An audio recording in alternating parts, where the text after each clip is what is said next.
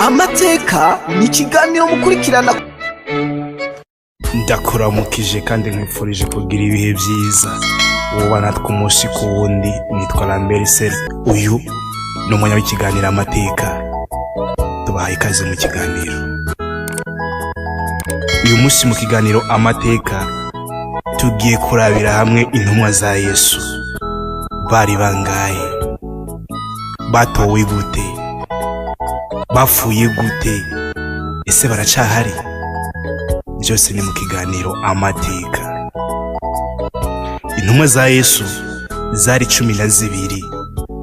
Ibyo tubisanga mu gitabo cyera arico Bibiliya, mu butumwa bwiza nk'uko bwanditswe na Mariko igice cya 3 umurongo wa 13 kugeza 19. Yesu yatoranyije intumwa 12. Nabihe? Uwa mbere Simoni, uwo bise Petero. Uwa kabiri Yakobo. Uwa gatatu Yohana. Uwa kane Andrea. Uwa gatanu Filipo. Uwa gatandatu Bartolomayo. Uwindwi Thomas. Umunani Matayo. Uw'icenda Yakobo mwene Alfayo. Uw'icumi Tadayo. 11 Simoni umunyakananayo. 12 Yuda Iskariyoti. Uyu Petero yahawe izina rindi kuko yitwa Simoni, no muvandimwe na Andrea baravukana bavindimwe. Yohana na Yakobo aba nabo bavindimwe biswa abana b'inkuba. Tadayo na Yakobo abo nabo bari amahasa. Ibyo mubimenye kandi mubyumve. Andrea yahamagawe afise imyaka 33. Yakora akazi k'uburobyi. Igihe Yesu yamuhamagara ngo abe intumwa yari afise imyaka 33. Simoni uwo bise Petero umuvandimwe wa Andrea, igihe yahamagarwa ngo abe intumwa yari afise imyaka 30, nawe yakora akazi k'uburobyi. Yakobo yahamagawe afise imyaka 30, igihe yahamagarwa ngo abe intumwa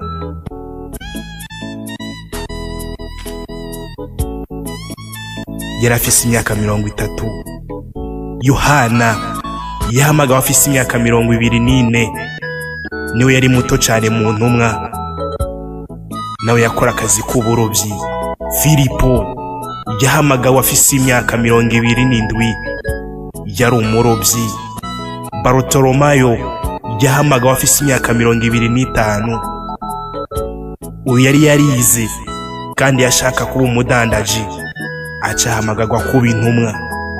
Matayo uwo benshi bitwa Lewi yahamagawe afise imyaka 31, yari umusoresha, tax collector.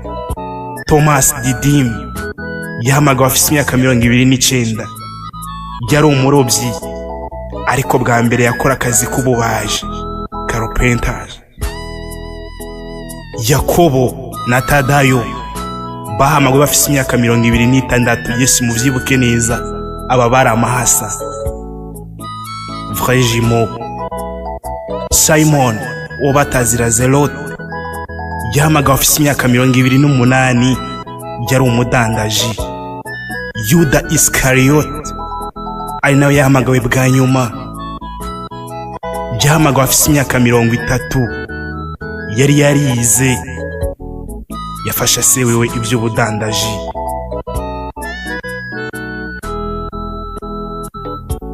Intumwa zapfuye gute?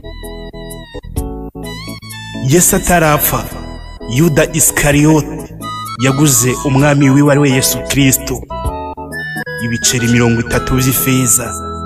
Yuda niwe ntumwa yabanje gupfa bwa mbere, kuko yaguze umwami amaze kubona ko bamufashe bagiye kumwica. Yuda ariyahura Yuda amaze kwiyahura, intumwa zagiye inama zo kumurondera wo bumusimbuza.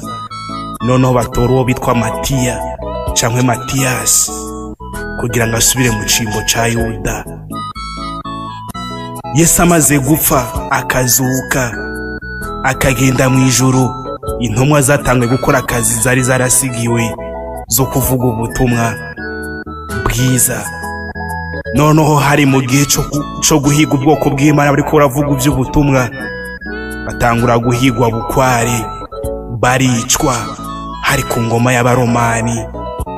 Intumwa yabanje gupfa bwa mbere izizi byo kuvuga ijambo ry'Imana, intumwa bita Yakobo yapfuye gute? Yishwe gute?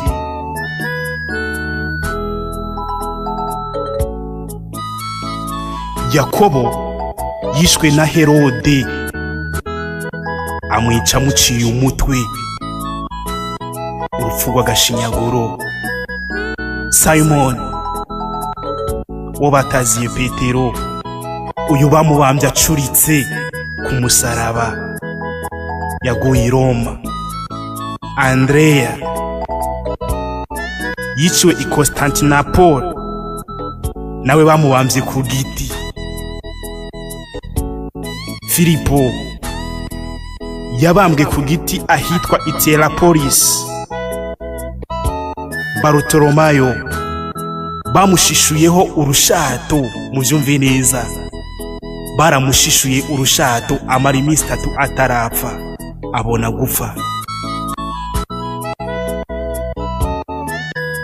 Matayo uwo bita Leyo, uyu yasogoswe nk'impene, yicishwa ivyuma, bamutara ku mishito nk'inyama, arapfa. Thomas Didymu, uyu yatewe amacumu ku manywa y'ihangu ku zuba, avuye kuvuga ubutumwa mu Buhinde. Musozi bamwiciye ko n'ubu barawumwitiriye, bawise Saint Thomas. Tadeyo, uyu baramurashe bamutsinda ahitwa Zefenisia, avuye kuvuga ubutumwa i Buyuda muri Mesopotamiya. Yakobo mutoya bamukuriye ku gasongero k'urusengero, yikubita hasi atangiye gusamba, bamuhuriza kamahiri, abona gufa. Simoni Zelote, uyu bamwishe bamukereje urukero, araheza arapfa. Matiya cyangwa Matiyasi wasimbuye Yuda, uyu bamuteye amabuye, bamaze kubona ko adapfuye bamuca izosi.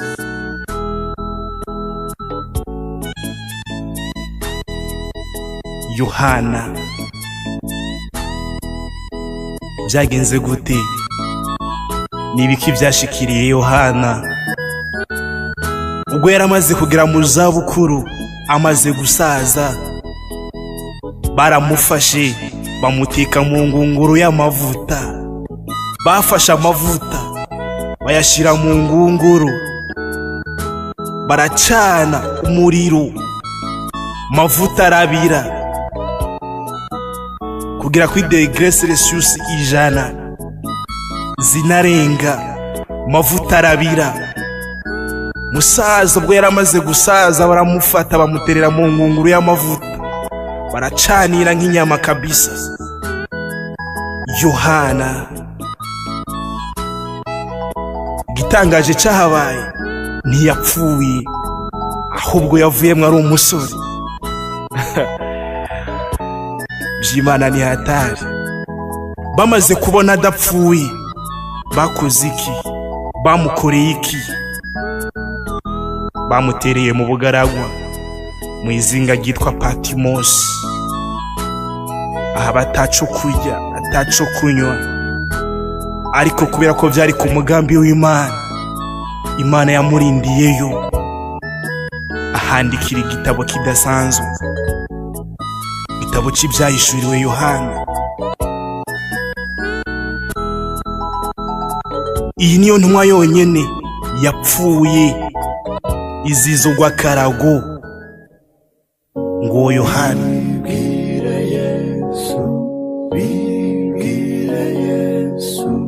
niwe nshuti y'ukuri